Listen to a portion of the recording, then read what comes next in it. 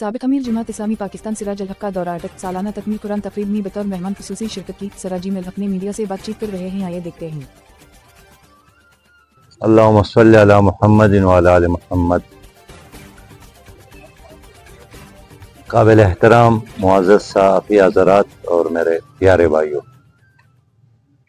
आज खुशी है कि मैं अटक आया हूँ और यहाँ बहुत बड़ी तादाद में बच्चों ने कुरान करीम का हिफ़्ज़ मुकम्मल किया है, जिस पर मैं बच्चों को, उनके वालिदैन को और उनके असातिज़ा किराम और अटक में कायम इस इदारे के तमाम मुंतज़मीन को मुबारकबाद और शाबाश पेश करता हूँ। जैसा कि आप जानते हैं कि हमारे मुल्क में हालात बेहतरी के बजाय मज़ीद ख़राब हो रहे हैं और पूरे मुल्क के सियासी और गैर सियासी लोगों का एक लफ्ज़ पर इत्तेफाक है और वो ये कि हालात बहुत ख़राब है। मौजूदा हुकूमत के आने के बाद बड़े दावे ऐलानात किए गए, लेकिन अब तक मईशत ठीक नहीं कर सकी और हुकूमत बड़े दावे कर रही है कि हमने मईशत को बचाया, लेकिन गरीब आदमी को नहीं बचाया और आज भी आम आदमी नाने शबीना का मोहताज है। हमारी यूनिवर्सिटियाँ बेरोज़गार डिग्री होल्डर को आगे बढ़ा रही है, तादाद में मुसलसल इजाफा हो रहा है और ख़राब मईशत की वजह से हमारे जो ज़हीन तालिब इल्म हैं वो भी अब मुल्क से बाहर जाने के लिए सरतोड़ कोशिशें कर रहे हैं। आपने देखा गुज़श्ता दिनों यूनान के समंदर में हमारी बहुत बड़ी तादाद में हमारे नौजवान शहीद हो गए और ये पहला मौका नहीं है, मुसलसल ऐसे वाक़यात हो रहे हैं। लेकिन इस मईशत को ठीक करने के लिए हुकूमत के पास सिर्फ एक ही हल है और वो कहती है कि बस IMF से मज़ीद कर्जा लेना और सूदी कारोबार।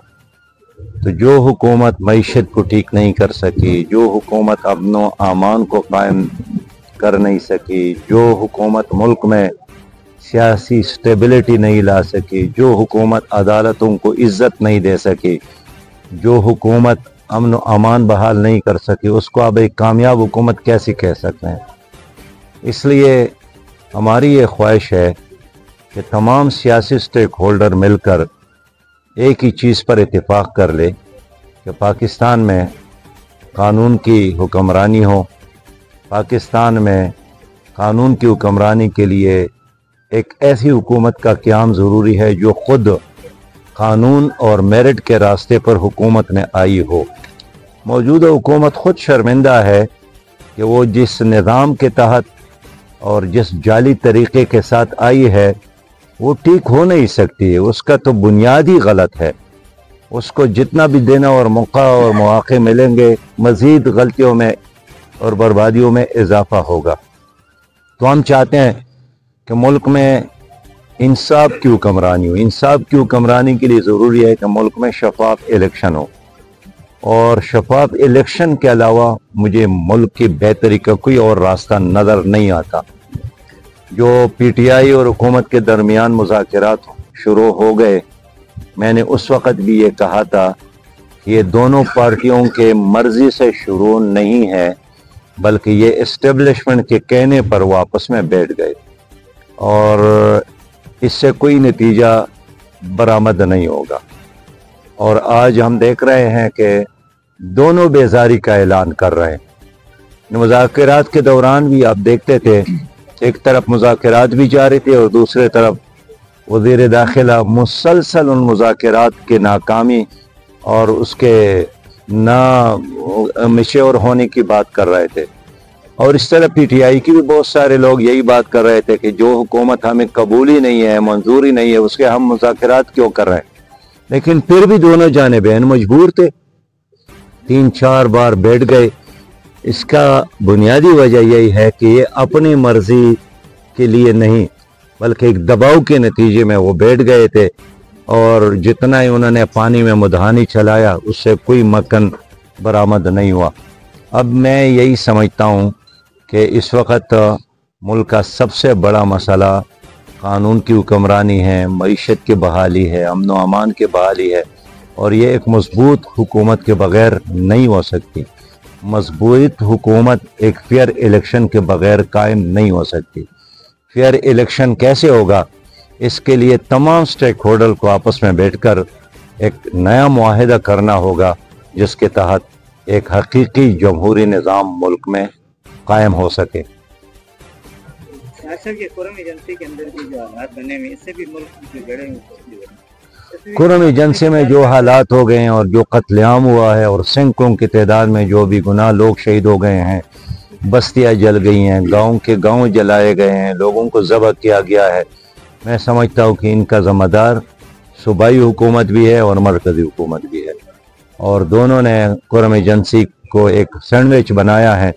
कोई उसका वारिस नहीं है, कोई ज़िम्मेदारी कबूल करने वाला नहीं है, और मुल्क के अंदर एक अलहदा स्टेट वहाँ अब नज़र आ रही है, और वहाँ बहुत सारे बैरूनी अवामिल हैं, वो भी अब सरगर्म है, और हमारी दोनों हुकूमतें वो तमाशा कर रही है।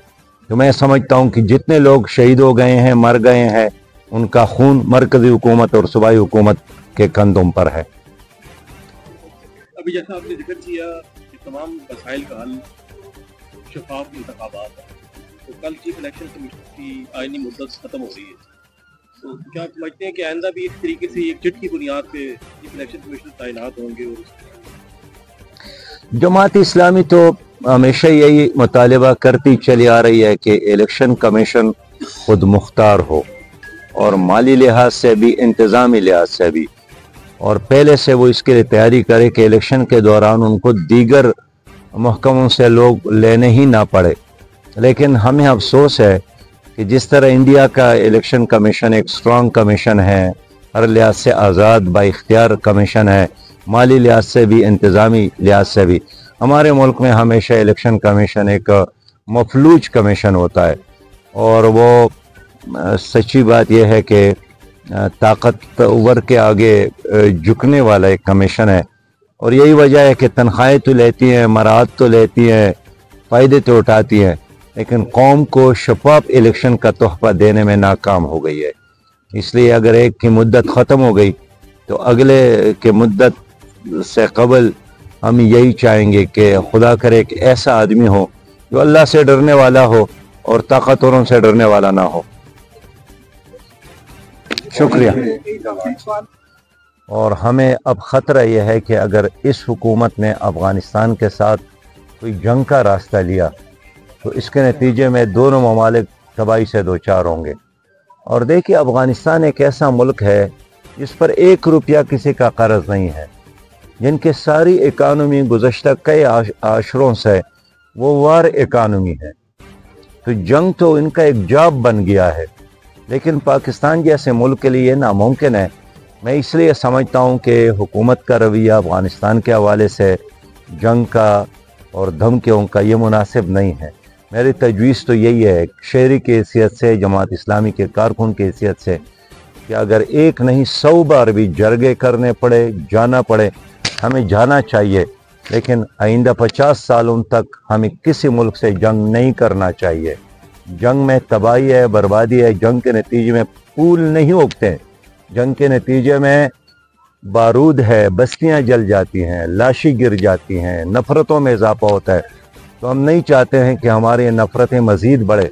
मैं पुरुमीद हूँ कि अगर पाकिस्तान की हुकूमत ने दानिशमंदी के साथ कोशिश की तो अफ़गानिस्तान के साथ हमारे ताल्लुकात बेहतर हो सकते हैं, जो नागज़ीर है।